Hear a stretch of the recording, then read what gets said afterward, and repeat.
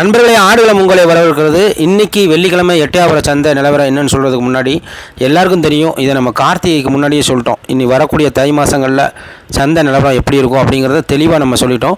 நம்ம கார்த்திகை மாதம் முன்பும் சரி, அதுக்கப்புறமும் சரி, தமிழ்நாட்டில் இருக்க பெரிய பெரிய பண்ணையாளருக்கு 200 குட்டி 300 குட்டி நம்ம எடுத்து கொடுத்தோம். அதை நீங்கள் நம்ம சமூக வலைதளங்களில் நீங்கள் பார்த்துருப்பீங்க. அத்தனை பேரும் இன்றைக்கி குட்டியை இந்த மாதம் விற்றுட்டு தான் இருக்காங்க.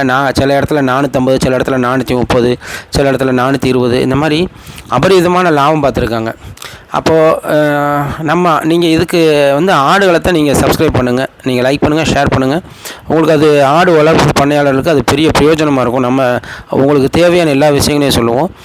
உதாரணத்துக்கு நாம் நிறையா பேர் அந்த கார்த்திகை மழை காலங்களில் எடுக்காத காரணம் என்னென்னா வாய்க்கான கால்கான இதுக்கு பயப்படுறாங்க. உண்மையிலே அதுக்கு பயந்து தான் ஆகணும். ஆனால் அதுக்கு தேவையான ப்ரீவென்ஷன் நம்ம சொல்லியிருந்தோம். நம்ம தற்காப்பு என்ன பண்ணணும் அப்படிங்கிறதையும் சொல்லியிருந்தோம். வாய்க்கான கால்கான நிறைய பாதிக்கப்பட்டிருந்தாங்க இந்த வருஷம். ஆனால் அதையும் மீறி பெரும்பெரும் பண்ணையாளர்கள் பெரிய ஒரு லாபத்தை ஈட்டியிருக்காங்க. அதுக்கு முக்கிய காரணம் நம்ம நிறைய குட்டிகள் நம்மளும் எடுத்து கொடுத்தோம், அவங்களும் சொந்தமாக எடுத்தும் வளர்த்துருந்தாங்க. தமிழ்நாடு பூரா அதிக லாபம் இந்த வருஷத்தில் எடுத்ததுன்னா கார்த்திகைக்கு முன்னாடி எடுத்து இப்போ தை மாதத்தில் தை பொங்கலுக்கு விற்றாங்க. அது நல்ல லாபம் வந்துச்சு. சொல்லப்போனால் அவங்க குட்டி எடுத்ததும் நல்ல லாபம், விற்றதும் நல்ல லாபம். ஏன்னா உங்களுக்கு நல்லா தெரியும், கார்த்திகைக்கு முன்னாடி 11,000 கூட குட்டி வாங்குறதுக்கு ஆள் இல்லை. நம்ம வாங்கி 200, 300 எல்லாம் தமிழ்நாடு பூரா அனுப்பணும். அவங்க எல்லாம் அது நல்ல நல்ல குட்டிகள் வாங்கி நம்ம அனுப்பியிருந்தோம். நீங்கள் இப்போ நம்ம சப்ஸ்கிரைபருக்கு தெரியும், நம்ம ரெகுலராக பார்த்துட்டு உங்களுக்கு தெரியும். அப்படி வளர்த்து இன்றைக்கி நல்ல லாபம் பார்த்துருக்காங்க. அதாவது நம்மளுமே கார்த்திகை முன்னாடி எடுத்த ஆடுகள் உங்களுக்கு தெரியும். கார்த்திகைக்கு முன்னாடி எடுத்தது, கார்த்திகைக்கு அப்புறம் எடுத்ததெல்லாம் நல்ல இடம் போட்டிருக்கு. கிட்டத்தட்ட எல்லா குட்டிகளும் 28, 30ன்னு வருது. நம்ம அடுத்த இடம் பிப்ரவரி இந்த மாதம் 7ஆம் தேதி போடுவோம். அதையும் காட்டுவோம். சந்தைக்கு நம்ம அதிகாலையிலே வந்துட்டோம். நம்ம எப்படின்னா முதல் இறங்குற குட்டியிலேருந்து கடைசி வரைக்கும் நிற்போம். நம்ம நிறைய பேர் வந்திருந்தாங்க. நம்ம ராஜபாளையம் அருண், அப்புறம் காரியாப்பட்டி கருப்பசாமி, அப்புறம் ராமநாடு இக்ராமு, அதுக்கப்புறம் பார்த்திங்கன்னா இன்னும் எக்கச்சக்கமானவர் வந்திருந்தாங்க. அப்புறம் முக்கூடல் சேவியர், இவங்களுக்கு பெரும்பாலானவர்கள் நம்ம குட்டி எடுத்து கொடுத்துருந்தோம். இது நம்ம திலராஜ மாமா தான் குட்டி கொண்டு வந்தார். இந்த ஆடில் அவருக்கு பெரிய நஷ்டம் தான் சொன்னார். கிட்டத்தட்ட ஒரு 7, 8, 10, 15,000 ரூபா அதில் நஷ்டம் சொன்னார். ஆமாம், நஷ்டத்துக்கு தான் விற்றுட்டு கொண்டு போனார். ஏன்னா இந்த மாதிரி கிடாக்களை பெரும்பாலும் விரும்ப மாட்டாங்க. பல்லு போட்டது பெரும்பாலும் கறிக்குட்டி யார் விரும்புவாங்கன்னா ஒரு நடுத்தரம் 30, 32 தான் சந்தையிலையும் தரும், வெளியிலையும் தரும். பெரிய பெரிய கிடாக்கெல்லாம் மக்கள் விரும்ப மாட்டாங்க, வியாபாரி விரும்ப மாட்டாங்க. இது நம்ம தலையாரி கொண்டு வந்தது. ஆமாம், இது நல்ல ஆடு. இதுக்கு சரியான கிராக்கி இருந்துச்சு. எந்த அளவுக்கு சொல்லப்போனால் இந்த குட்டியை நம்ம 9 மணிக்கெலாம் வந்துருச்சு. 9 மணிக்கு எப்போவுமே அவங்க கொண்டு வந்துடுவாங்க வியாபாரிங்க. கிட்டத்தட்ட 10 மணிக்கு 11 மணிக்கு விலை வச்சாங்க. கூட்டம் கூடிச்சு. 12 மணிக்கு விலை வச்சாங்க, 1 மணிக்கு விலை வச்சாங்க. போன வாரத்துக்கும் இந்த வாரத்துக்கும் என்ன வித்தியாசம்னா, போன வாரம் மொத்தமாக 50 பேர் கூடினாலும் போட்டி, அந்த சூடு இருந்துச்சு. போட்டி போட்டு வாங்கினாங்க. இந்த விசில் ப்ளோவர் சொல்லுவாங்க. அதாவது எப்படின்னா, ஒரு 50 பேர் இருக்காங்கன்னா அமைதியாக இருப்பாங்க. இப்போ நம்ம ஆடுகள் என்ன செய்வோம்னா, நேராக போய் வியாபாரத்தை போய், மாமா நம்ம உங்களுக்கு மழை காலங்களில் நம்ம நிறைய விற்று கொடுத்துருக்கோம், நீங்கள் கொஞ்சம் பார்த்து செய்யுங்க. இன்றைக்கி நான் ஒத்துக்கிறேன், சந்தையில் விலை அதிகம்தான், நம்ம சப்ஸ்கிரைபர்களை தேடி வந்திருக்காங்க, கொஞ்சம் பார்த்து சொல்லுங்கள் அப்படின்னு சொல்லி காதில் தெரியாமல், சுற்றி இருக்க சம்சாரிகளுக்கு தெரியாமல் நம்ம பேசுவோம். அப்படி தான் போன வாரம் சாப்பிட்டு முடிச்சு கொடுத்தோம். அவரும் சரின்னு கொடுத்தாரு. இப்படி தான் நம்ம பேசுவோம். ஆனால் சில பேர் விசில் ப்ளோவர் அப்படின்னு சொல்லுவாங்க இங்கிலீஷில். அது எப்படின்னா, முந்திரி கொட்டை மாதிரி போய் முதல்ல ஒரு எல்லாருக்கும் தெரிகிற மாதிரி விலை வச்சுருவாங்க. 15, 14 ரன் விலை வச்சுருவாங்க. அப்படி ஒரு வேளை அந்த கூட்டத்தில் ஒரு ஆள் விலை வச்சுட்டா, சுற்றி இருக்க எல்லாருமே என்ன செய்வாங்க, அங்கேயே நிற்பாங்க. இது 14. இப்போ இது உதாரணத்துக்கு இது வியாபாரி சொன்ன ரேட் 17. இவங்க முதல்ல ஆரம்பித்தது நம்மளுக்கு தெரிஞ்சவங்க தான் 14 வச்சார், 14,400 வச்சார், 14,800 வரைக்கும் நைட்டு வரைக்கும் இழுத்து வந்துருச்சு. அதுக்கப்புறம் பார்த்திங்கன்னா கடைசியாக இது தீர்ந்தது ஒரு 15 பக்கம் தீர்ந்துச்சு. ஏன்னா அவங்க சொல்லிட்டாங்க 100 ரூபா இருந்தால் தான் எங்களுக்கு லாபங்கிற மாதிரி சொல்லிட்டாங்க. அதுக்கப்புறம் பார்த்திங்கன்னா இது நம்ம கந்தன் மாமா, நம்ம சேதுபதி சப்ஸ்கிரைபரு, நம்ம ஒரு 56 குட்டி வைக்கோலும் புல்லும் போட்டு அதுக்குள்ளே இதை காட்டி பெரிய லாபத்தை காட்டியிருந்தோம். இவங்க கொண்டு வந்த குட்டி நல்லா இருக்கும், தரமாக இருக்கும். ஆனால் இன்றைக்குள்ள நிலவரத்துக்கு அதே மாதிரி கூட்டம் கூடினாங்க. போன வாரம் மாதிரி டக்குன்னு யாரும் விலை வைக்கலை, கொஞ்சம் பொறுமையாக இருந்தாங்க. ஆனால் நீங்கள் போன வாரம் அவ்வளோ விலை கொடுத்து வாங்குறாங்கன்னா விவரம் இல்லாத ஆள்லாம் இல்லை. இன்றைக்குள்ள நிலவரத்துக்கு கறிக்குட்டி கடுமையான தட்டுப்பாடு இருக்குது. அதனால் நீங்கள் எப்படி விலை கொடுத்து வாங்கிட்டு போனாலும் ஒரு லாபத்தை பார்த்துடலாம். நீங்கள் ஜோடி நீங்கள் இந்த மாதிரி குட்டியை 14,000 எடுத்துகிட்டு போனாலும் ஒரு லாபத்தை பார்க்குற அளவுக்கு, அதாவது நீங்கள் அனுபவசாலியாக இருக்கணும். அப்படி தான் எட்டு போகிறாங்க. இது வந்து நம்ம திருச்சியிலேருந்து மனோஜ் வண்டியோடு வந்துட்டார். விலை சந்தையில் அதிகனாலும் நம்ம எப்படியாவது வாங்கி கொடுத்துலான்னு சொல்லி நம்ம முத்துராஜ் தான் கொண்டு வந்திருந்தார். நம்ம சொன்னால் கேட்பார். அதனால் என்னென்னா நம்ம அவனை கூப்பிட்டு போய் மனோஜை கூப்பிட்டு போய் கொஞ்சம் அவரும் கஷ்டப்பட்டவர் தான். ஒரு 8 குட்டியை கழிச்சிட்டோம். வேணாம் தர வளர்க்குறாரு அப்படின்னு சொல்லி இந்த 8 குட்டியை கழிச்சிட்டு நிறைய கருங்கடை இருந்துச்சு. அவர் கருங்கடை வளர்க்குறதுக்கு ரொம்ப 12,200 தான் முடிஞ்சு. சந்தையில் இந்த குட்டி 12,200 பெரிய விஷயந்தான். அது போக மற்ற குட்டிகள் இறக்கிறாங்க. இது வந்து நம்ம தென்னாடு சிங்கம் தான் கொண்டு வந்தார். 12,200 நம்ம முடித்தோம்ல. இவர் குட்டியும் நல்ல விலைக்கு போச்சு. நம்ம முடித்த குட்டியோட ஒரு இது கொஞ்சம் அதிகம் தான் போச்சு. இது நம்ம வந்து ரொம்ப நாளாக நம்ம சேவியர் நம்ம ரொம்ப ஒரு 1.5 வருஷமாக நம்மளை ஃபாலோ பண்ணுறாரு. அவருக்கு வேணும்னு கேட்டிருந்தாரு. நம்ம பண்ணைக்கு தான் எடுத்திருந்தோம். அவர் என்ன சார் நான் கூட 1.5 வருஷமாக பேசினேன். நம்ம கூட முருகன் நமதுவளம் அவர் கூட வந்திருந்தார். நம்ம போட்டு அவர் ரொம்ப சலிச்சுட்டு நம்மகிட்ட ஃபோன் போடுறதே விட்டுட்டார். அப்புறம் நம்ம தம்பி கூட வர முருகன் நம்ம கூடயே இருப்பார், நமதுவளம் யூடியூப் சேனல். அவர் மூலியமாக நம்மகிட்ட பேசினார். அப்போ தான் நான் சொன்னேன், ஆமாம் நீங்கள் ரொம்ப நாளாக கூப்பிட்டீங்கன்னு. அவருக்கு தான் இந்த குட்டியை முடித்தோம். 14,200. இதில் பாருங்கள், ஒரு 5 கடை பெரிய கடை இருக்குது. இது ஒரு கடை 10,000 5 கடை 50,000 ஆச்சு. 35 குட்டி.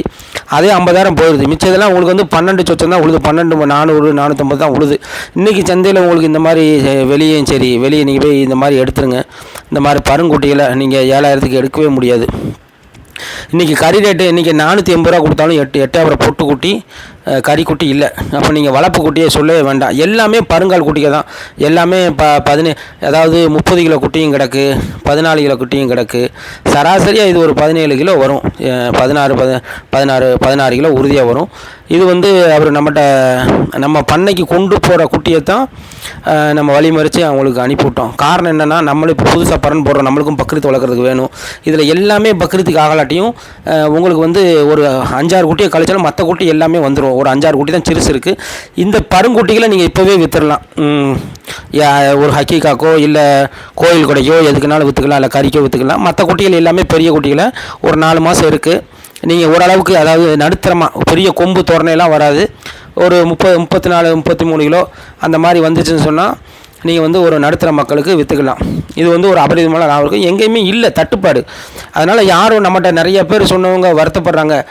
போன தடவை நம்மளுக்கு போட்டார் நம்ம ஃப்ரெண்டு, நம்ம போட்டு நம்ம முஸ்தாக் கேட்டிருந்தார், என்னஜி உங்கள் ஃப்ரெண்டுக்கெலாம் கொடுக்குறீங்க, நம்ம கொடுக்கல அப்படின்னாரு. நம்ம அவருக்கு காட்டியிருந்து அவருக்கு ரொம்ப பிடிச்சிருந்துச்சி. ஆனால் என்ன காரணம்னா, அவர் இன்னொரு பார்ட்னர் இருக்கார், அவர்கிட்ட கேட்டுட்டு தான் கன்ஃபார்ம் பண்ணுங்க மாதிரி கொஞ்சம் டைம் ஆச்சு. அப்போ ஏன்னா நம்ம வந்து நம்ம பண்ணைக்கு தான் அதை எடுத்திருந்தோம். சரின்னு சொல்லும்போது ஏன்னா 1 வருஷமாக நம்ம முக்கூடல் சேவியர் வந்து ரொம்ப நாள் அவர் பக்கத்துக்கு நல்லா வளர்ப்பார் தரமாக. சரி, நம்ம ரொம்ப வருஷமாக கேட்டு அவர் அதாவது வெறுத்து போயிட்டார் நம்மகிட்ட பேசி. ஏன்னா நம்மளும் நம்ம வந்து எல்லாரையுமே நம்மளே அனுசரித்து தான் போகணும். ஆனால் நம்ம வந்து எல்லாரையும் ஒரே நேரத்தில் நம்ம திருப்திப்படுத்த முடியாது. ஆனால் இருந்தாலும் நம்ம வந்து நமக்கு எல்லாத்தையும் மனசில் வைப்போம். நம்மளை விடாப்படியாக நம்ம யார் முக்கியத்துவம் கொடுக்கணும் அப்படிங்கிறது நம்மளுக்கு நல்லா தெரியும். ஏன்னா நம்ம சப்ஸ்கிரைபர் 1 வருஷமாக நம்மளை ஃபாலோ பண்ணுறாரு. அவர் எனக்கு தெரியும். ஆனால் நம்ம பிஸியாக இருந்தனால அவர் வந்து நம்ம ஃப்ரெண்டுக்கு போட்டு நம்ம சொன்னனால நம்மள அவர்கிட்ட பேசணும். நம்ம ஃப்ரெண்டு மூலியம் முடித்தனால நம்ம கமிஷனை வந்து அவருக்கே நமதுலக்கே கொடுத்துட்டோம். நம்ம கூட, ஏன்னா வருஷக்கணக்காக நம்ம கூட வராரு, மழை வெயில்னு சொல்லி நம்ம கூட ரொம்ப விசுவாசமாக இருப்பார். அவரோட சப்போர்ட் இல்லாமல் நம்ம இவ்வளோ தூரம் வர முடியாது. ரொம்ப நேர்மையாக இருப்பார். நமதுவளம் சேனல் அதையும் நீங்கள் லைக் பண்ணுங்கள், ஷேர் பண்ணுங்கள். நம்ம வந்து நம்ம பண்ணைக்கு தான் இல்லை, இப்போ வரக்கூடிய வாரங்கள் தான் நம்ம பண்ணைகளுக்கு எடுக்கணும். குட்டி எல்லாமே அருமையான குட்டி. அது போக நம்ம அருண் சொல்லி ராஜபாளையத்துலேருந்து வந்திருந்தார். அது எப்படி நம்ம சொல்லணும்னா, அதாவது எப்படின்னா இதே மாதிரி தான் நம்ம ஆரம்பித்த காலத்துலேருந்து அவரை சப்ஸ்கிரைப் பண்ணிகிட்ருக்காரு.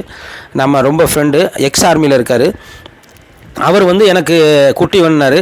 அப்போது நம்ம குட்டி ஒரு 61 குட்டி வெளியே பார்த்துருந்தோம். அந்த குட்டியை பார்க்க வரணும்னு சொன்னார். நீங்கள் பார்க்க வரணும்னு அவசியம் இல்லை, நீங்கள் ரொம்ப தூரம் இருக்கீங்க. நீங்கள் வந்து இப்போ வந்து உடனே வியாபாரி வந்து இங்கே பக்கத்தில் 4-5 பேர் வந்துட்டாங்க சம்சாரிங்க, நீங்கள் பார்க்க வரதுக்குள்ளேயும் விலை தீர்ந்துடும், நான் விலை தீர்த்து உங்களுக்கு கொடுக்குறேன்னு சொல்லிவிட்டு நான் 13 வரைக்கும் கேட்டேன். அங்கே சம்சாரிக்க 13 வரைக்கும் வச்சுட்டாங்க. சரி, நான் 100 ரூபா வச்சு 13,200 முடிச்சேன். ஏன்னா அதுக்கப்புறம் போட்டி வந்து விலை கூடிடக்கூடாதுன்னு. ஏன்னா இது எல்லாமே ஆட்டிலேருந்து அப்படியே எடுத்தது தான். இப்போ என்ன பிரச்சனைனா, இந்த 61 குட்டி தான் இது. நீங்களே பாருங்கள், நீங்கள் உங்கள் சந்தையிலே இருந்திருக்கும், நம்ம வெளியே பண்ணையிலையும் விற்பாங்க. இது எல்லாம் பாருங்கள், 20-22 கிலோ குட்டியும் கிடக்கு. 16 17 கிடக்கு, எல்லாம் மிக்ஸ் ஆகி தான் கிடக்கு. இன்னும் இருந்தாலும் எல்லாமே ஒரிஜினல் ப்ரீடு தான். 1 2 தான் கொஞ்சம் சுமாராக இருக்க தவிர மற்ற எல்லாமே நல்லா தின்னு ரெட்டை குறுக்கு போட்ட குட்டிகள் தான். நம்ம இது கொடுத்துருந்தோம், நம்ம வராமலே ஒரு ரேட்டு பேசியிருந்தோம், அவனுக்கு ரொம்ப திருப்தி. ஆனால் கூட உள்ளவங்க என்னப்பா இந்த குட்டியை போய் நீ 13,200 பிடிச்சிருக்க அப்படி இப்படின்னாங்க. நான் தம்பிகிட்ட ஒரே வார்த்தை சொன்னேன், தம்பி உனக்கு நம்பிக்கை இருக்கா? ஆமாண்ணா, நீ சந்தைக்கு வானே, அவங்களையும் கூட்டுவானே. அவங்க சந்தைக்கு வந்தாங்க, அருண் அவங்க சித்தப்பா அவங்க பக்கத்து வயலுக்கிறனால வந்தாங்க. அப்போ நான் சொன்னேன், தம்பி எனக்கு காசு தர வேண்டாம், நீ வந்து சந்தையில் பாரு. குட்டி இறக்கியாச்சு, அவங்க வந்துட்டாங்க. ஒரு 2-3 மணிக்கு வந்துட்டாங்க நைட்டு. வந்து குட்டி நிலவரத்தை பார்த்தோன்னே உடனே என்னுடைய இந்தாங்கண்ணே ரூபா எடுத்துக்கோங்க, நான் எனக்கு உங்கள் மேலே நம்பிக்கை இருக்குது, கூட இருக்கவங்க தான் நம்மளை சொல்லிட்டாங்க அப்படி பண்ண. இது நம்ம எதுக்கு சொல்கிறேன்னா, இந்த மாதிரி குட்டிகளை நம்ம 12,500க்கும் வாங்கி கொடுத்துருக்கோம். இன்றைக்கி 13,200னா சூழ்நிலை உங்களுக்கு நம்மளுக்கு தெரியும். தக்காளி வந்து 100 ரூபாய்க்கு விற்கும், 10 ரூபாய்க்கும் விற்கும். எல்லா பொருளும் அதுதான். எல்லா விலைவாசியும் சூழ்நிலைக்கு தகுந்த மாதிரி, டிமாண்டுக்கு தகுந்த மாதிரி கூடும் குறையும். அதான் அந்த சூழ்நிலையும் ஆடுகளை இன்றைக்கி இந்த குட்டிகள்லாம் வந்து இது வந்து நம்ம கார்த்தி தான் கொண்டு வந்திருந்தான் கமுதியிலேருந்து. போன வாரம் இவங்களுக்கு வாங்கி கொடுத்துருந்தோம் வெளியே. அதே கார்த்தி தான் வாங்கிட்டு வந்தான். அதாவது புருவியோடு சேர்த்து 13,800 முடிஞ்சு அந்த குட்டி. இதுக்கு முன்னாடி குட்டி இது 8 போட்டு இது பயங்கர ரேட் இருந்தாலும் ரொம்ப நாள் தீராமல் இருந்துச்சு. எல்லாம் ஜோடியெல்லாம் 22 24 அப்படி தான் சொல்லுவாங்க. கொஞ்சம் பருங்குட்டிகள். இது பக்கத்துக்கு வழக்கு கரெக்டாக இருக்கும். ஆனால் இவங்க டிமாண்டை வச்சு அதிகமான ரேட்டு சொன்னாங்க. எவ்வளோ முடிஞ்சுன்னே தெரில. சொன்ன விலை கூட யாருக்கும் தெரில. இது வந்து பார்த்தாலே பெரிய இது அதிகமான விலை இருக்குன்னு சொல்லி விலை கூட யாரும் வைக்கல. ரொம்ப நேரம் இருந்து அதுக்கப்புறம் எவ்வளோ தீர்ந்துச்சுன்னு தெரியலை. ஆனால் பக்ரீத்துக்கு இந்த மாதிரி தரம் வந்து வளர்க்குறதுக்கு நல்லாயிருக்கும். கொஞ்சம் எல்லாமே கொஞ்சம் பருங்குட்டிகள் தான். விலை அதிகம் நல்லா தெரியாமல். இது அதிகாலையில் சில்லறை வியாபாரம், வெள்ளாடு சின்ன செம்மறி ஆடு அப்படின்னு இருக்கும். அதாவது அதிகாலையில் தொடங்கிய சந்தையை பொறுத்தளவுக்கு சூரியன் முடிவுக்கு முன்னாடியே டக்குன்னு வியாபாரம், மயிலம்பாடிகள் மொத்தமாக அந்த 50 குட்டி 100 குட்டி வாங்குகிற வியாபாரம் முடிஞ்சிருது. அதுக்கு காரணம் என்னன்னா டிமாண்டு.